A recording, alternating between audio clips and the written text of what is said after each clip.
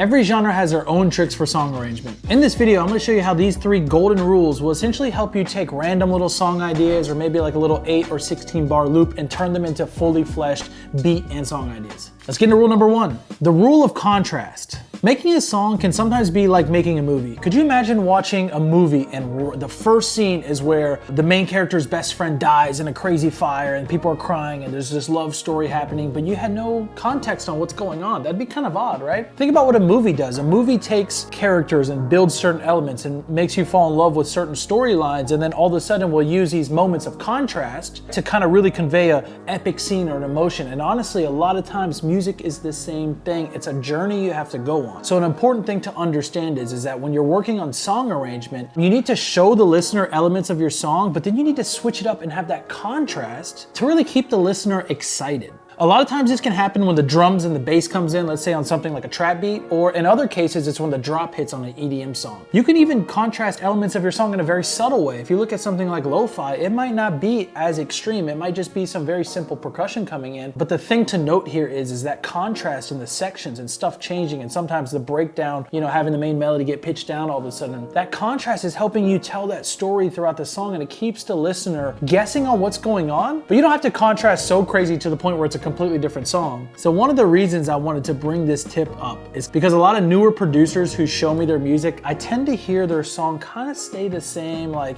it drags on too long. It's just kind of like this same loop happening, right?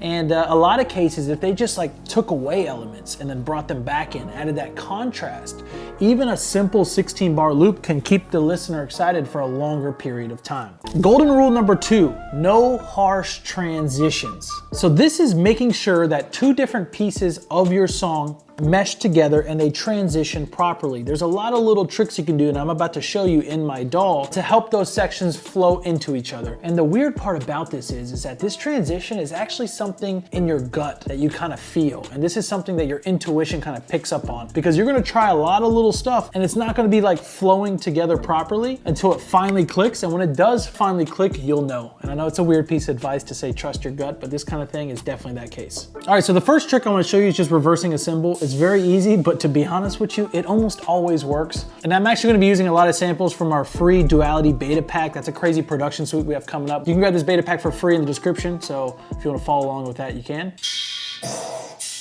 So the first thing you wanna have is you wanna have one here, and honestly, turn it down a little bit. These cymbals are kind of like, for this purpose especially, they're usually a little bit louder. So you wanna make the second one unique if you're using FL Studio, and you're gonna reverse the other one into itself. So I kind of like do it like this. I kind of get it right on there. And sometimes to make it even smoother, you can kind of like run them into each other a little bit like this. So this is kind of like the first easy trick you can do is just reverse cymbals. It also works with impacts and other effects.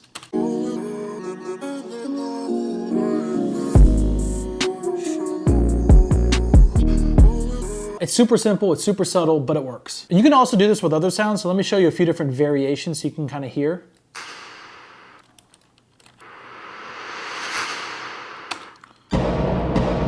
This even works with impacts. As you can see, you can get a lot of different stuff. You just reverse the effect into itself.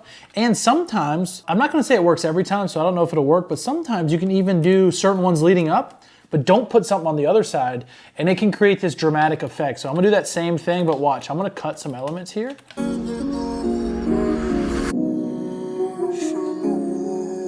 As you can see right there, it kind of just gives that dramatic feeling, and it's a really good trick. Another trick you can do is reverse reverb to help like vocals transition, but you can also do it on a lot of other sounds. So I'm gonna show you this vocal real quick. One day you'll see when you're left with a memory.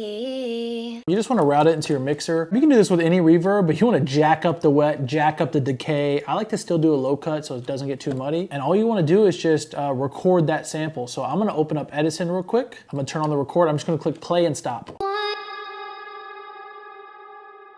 That big tail, that's what we're trying to capture. So after you're done there, you want to take the effect back off the original vocal so you don't have that crazy thing. And what we're going to do is we are going to grab that. That's what we're looking for. And you drag into your project, you reverse it, and now when you're introducing a vocal, it'll really help just bring it in.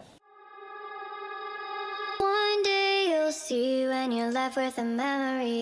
It's just a little trick, but it really helps. And like I said, you could do this on a lot of other stuff. I'm gonna show you in one other project where I did it with the Sunny Digital remix I was working on. His vocals come in and you can just hear this big reverse reverb really help bring it in.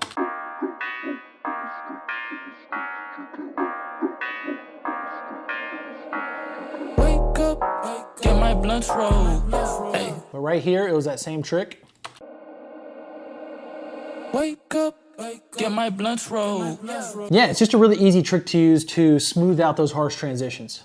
Okay, golden rule number 3, don't take too long to get to the sauce. I've been guilty of this more than anybody. I used to make 3, 4, 5-minute build-ups to like epic drops and stuff, and I thought it was amazing because I would sit there and listen to the whole thing. But the reality is that most people judge whether they like a song or not within the first 5 seconds. I was actually reading on a Forbes article some crazy statistics about Spotify. So 35% of people skip a song within the first 30 seconds. And 48.6% of people skip a song before the song actually finishes. So even though technically if they did listen to that whole 2 or 3 minute build-up, sure, that drop would be amazing. Look at songs like Strobe by Deadmau5. Absolutely amazing, immaculate build-up into a really sick, epic moment. But the reality is, these days, unless you've built some sort of deep relationship with your audience and you know they're gonna listen to your stuff, in a lot of cases when new people listen to your music, you can't take too long to get to the sauce. I actually wanna show you an example of this. So this song, I absolutely love. It's a remix of Flume's song Sleepless by Cosmos Midnight. They have some really sick music, but every time I listen to this song, it's like there's this massive intro that I almost have to skip by. Sometimes I don't even know if a song's playing. Let me show you.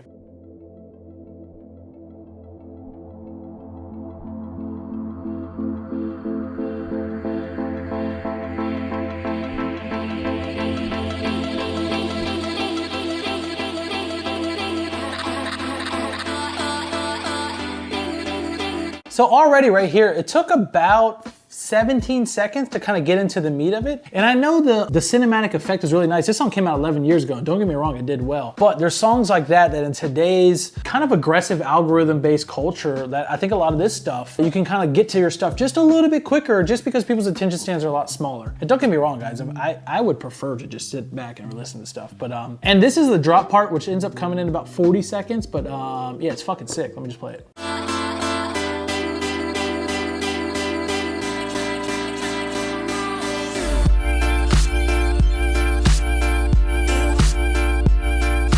So cool stuff like that, you know, if you put it too far, it's not that people aren't willing to listen to it, but there's just, you know, there's more people you might capture. All right, so one of the best ways to test if your song actually holds your listener is just to play people your music. A lot of times I play people my music if I haven't seen a friend in a while, or honestly, if I'm in a car with people, it's a good time. Maybe chilling, you know, outside, like I was at a conference, people were hanging outside of NAMM, we had a speaker, so I was like, oh, it's a cool chance to play my music. But what I'm looking at always, when I play music, I do not listen to what they say. If you play a song for a friend, a family member, a stranger, they're always going to tell you, oh, this is sick, this is cool. They're gonna be nice, okay? They're gonna fucking lie to you. They don't wanna be mean, right? And the reality is that what you wanna look at when you're playing your song for somebody is you wanna study their body language. Their body language will tell you everything on whether or not they like your song. Their words will not. That's an important thing when it comes to getting feedback from people. So when I play people my music, I'm constantly seeing, like, are they looking at their phone right away? Are you asking them to listen to your music and all of a sudden they're getting kind of bored and they're looking around, getting distracted? Do they get distracted easily, or are they paying attention? What's their facial expressions like? These are all the things you should pay attention to. And if you play a song and right away you can tell they like it, you know you kind of have a good one. But if they start to get bored a little bit, look around, get distracted easy, kind of like, you can kind of tell that their brain is, it's not really hooking them in. And when it comes to, you know, this third golden rule of arrangement, don't take too long to get to the sauce, making sure you're taking them on that quick journey is really important. And a lot of people, you even see in certain genres like house music, they pick up the energy a lot at the beginning, and then what they do to still get that same effect is they calm it down, they take you into the breakdown, introduce vocals, and then go back into that drop. You've seen a lot of people do this, and I think that's a cool formula for picking up energy quickly, but then being able to go back into a calmer section to get that contrast benefit. I think these rules are very important. I specifically picked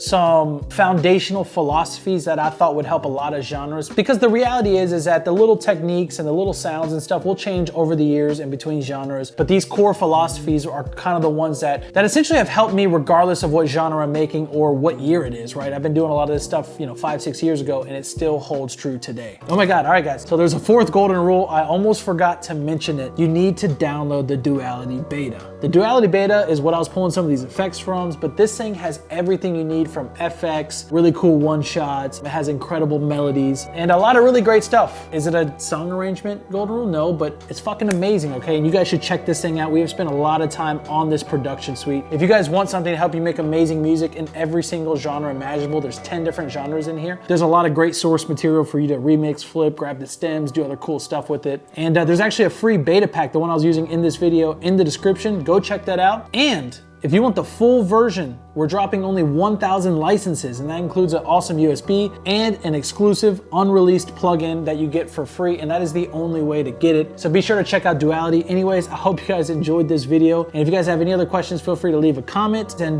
go make some amazing music. Peace out.